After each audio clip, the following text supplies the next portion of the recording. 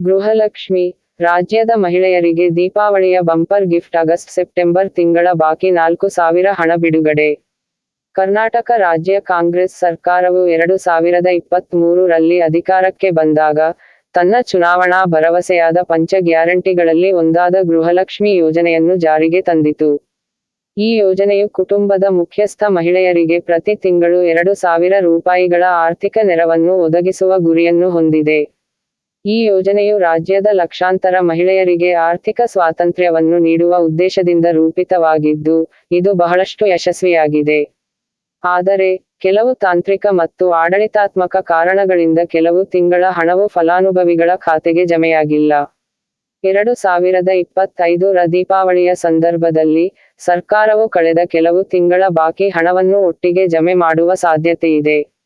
ಈ ಲೇಖನದಲ್ಲಿ, ಗೃಹಲಕ್ಷ್ಮಿ ಯೋಜನೆಯ ಹಣದ ಬಿಡುಗಡೆ, ಅರ್ಜಿ ಸ್ಥಿತಿ ಚೆಕ್ ಮಾಡುವ ವಿಧಾನ, ಅರ್ಹತೆಯ ಮಾನದಂಡಗಳು, ಹೊಸ ನಿಯಮಗಳು ಮತ್ತು ಇತರ ಸಂಪೂರ್ಣ ಮಾಹಿತಿಯನ್ನು ಒದಗಿಸಲಾಗಿದೆ. ಎಂದು ಚೆಕ್ ಮಾಡಲು ಈ ಕೆಳಗಿನ ಹಂತಗಳನ್ನು ಅನುಸರಿಸಿ. ಗ್ರಾಮ ಆಯ್ಕೆ. ಮುಂದಿನ ಪುಟದಲ್ಲಿ, ಶೋ ಹಳ್ಳಿ ಲಿಸ್ಟ್ ಆಯ್ಕೆಯ ಮೇಲೆ ಕ್ಲಿಕ್ ಮಾಡಿ. ನಿಮ್ಮ ಜಿಲ್ಲೆ, ತಾಲೂಕು ಮತ್ತು ಗ್ರಾಮವನ್ನು ಆಯ್ಕೆ ಮಾಡಿ.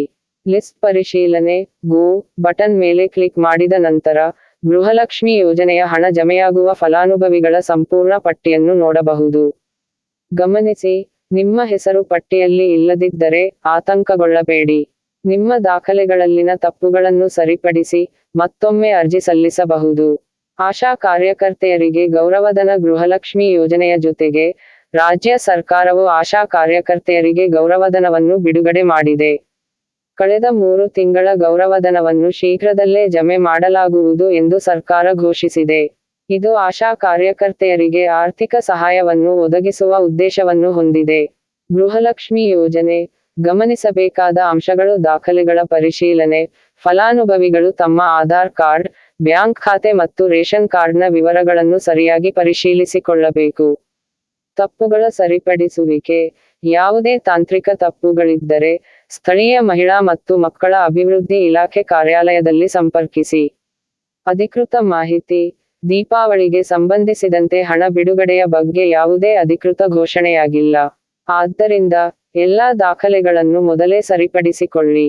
ಗೃಹಲಕ್ಷ್ಮಿ ಯೋಜನೆಯು ಕರ್ನಾಟಕದ ಮಹಿಳೆಯರಿಗೆ ಆರ್ಥಿಕ ಸಬಲೀಕರಣವನ್ನು ಒದಗಿಸುವ ಒಂದು ಮಹತ್ವದ ಯೋಜನೆಯಾಗಿದೆ. 2025 ರ ದೀಪಾವಳಿಯ ಸಂದರ್ಭದಲ್ಲಿ, ಬಾಕಿಯಿರುವ ಹಣವನ್ನು ಜಮೆ ಮಾಡುವ ಸಾಧ್ಯತೆಯಿದ್ದು, ಫಲಾನುಭವಿಗಳು ತಮ್ಮ ದಾಖಲೆಗಳನ್ನು ಸರಿಪಡಿಸಿಕೊಂಡು ಯೋಜನೆಯ ಲಾಭವನ್ನು ಪಡೆಯಬಹುದು.